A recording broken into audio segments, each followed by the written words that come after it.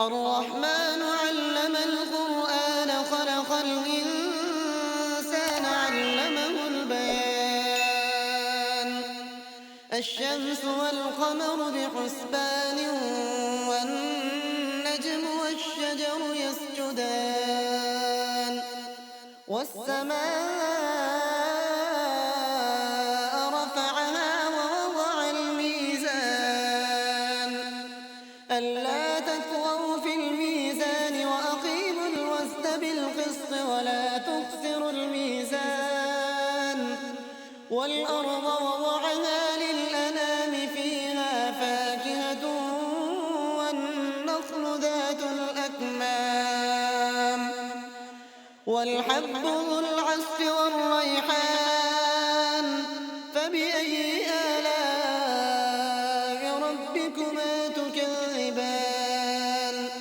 خلق الإنسان من صلصال كالفخار وخلق الجان من مارج من نار فبأي آلاء ربكما تكذبان رب المشرقين ورب المغربين فبأي آلاء ربكما تكذبان مرج البحرين يلتقيان بينهما برزخ لا يبغيان فبأي آلاء ربكما تكذبان